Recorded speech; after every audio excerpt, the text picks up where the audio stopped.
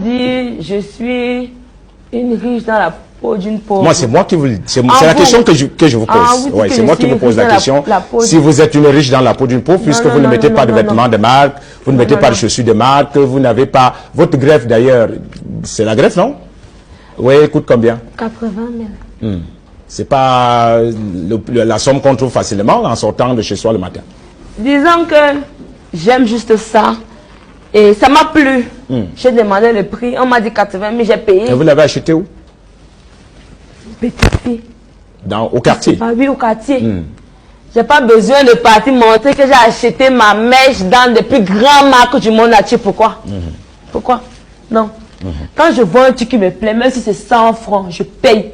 Et je donne la valeur à ça. Les gens qui portent ce que je porte, ce sont les gens. Je ne sais pas si vous me comprenez. Les gens qui portent, ce sont les gens. Pourquoi donner trop la valeur aux choses qui sont chères? Pourquoi?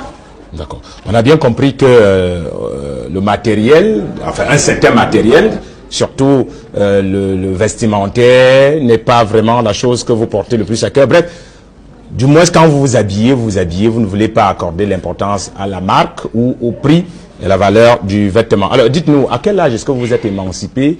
Vous avez décidé de sortir de la maison de vos parents. Excusez-moi de revenir un peu sur cette histoire. À quel âge? Quand je pense encore à ça, non. Non, je ne voudrais pas que vous parliez de l'histoire. J'ai dit juste à quel âge vous êtes parti? J'avais 16 ans. Quand vous êtes parti de la maison de vos parents? Je ne suis pas parti de la maison de mes parents. C'est à 16 ans. Parce que je suivais les influenceurs, si je peux dire ça comme ça. Pour moi, je grandissais encore, j'étais petit, j'étais naïf. Mes parents, sûrement, eux, ils me regardent. Je profite de l'occasion pour leur dire que tu peux commettre... Non, vous n'allez pas recommencer à pleurer, Coco de Diamant, je vous en prie.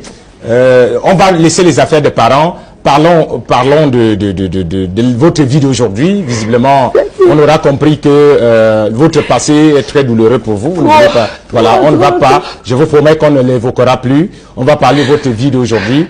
À quel moment est-ce que vous êtes arrivé à Douala?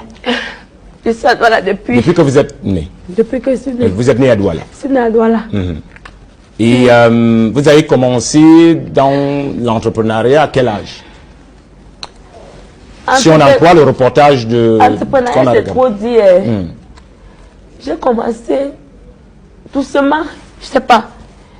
Genre, il y a peut-être une marque qui vend les produits. Je m'en vais si peut-être la marque vend le produit à 10 000. Je prends le produit de 10 000, je revends 11 000.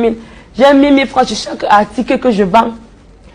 Puis je me suis tournée vers ma maman. J'ai dit à ma maman que moi, mon don que Dieu m'a donné, c'est que j'ai la force, pas la force, j'ai la capacité de convaincre quelqu'un de prendre quelque chose.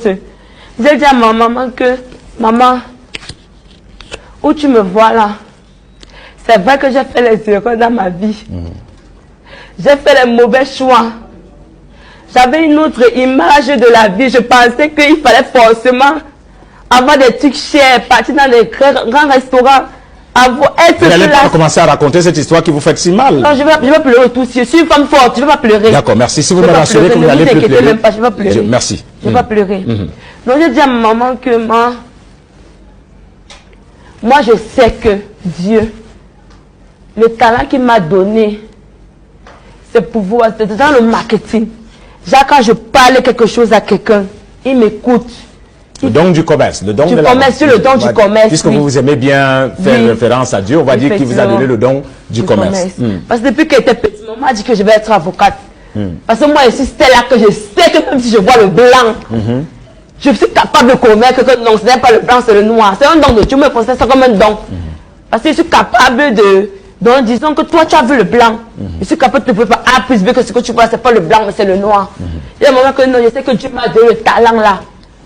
S'il te plaît, aide-moi, encourage-moi, soutiens-moi. C'est comme ça que vous avez commencé à faire le Bayam Salam dans un autre registre. Oui, le Bayam Salam. Et aussi parce que j'avais approuvé à mon père que oui, j'ai fait l'erreur. Mais tu dois comprendre que c'est parce que c'est ce que j'ai vu. Parce que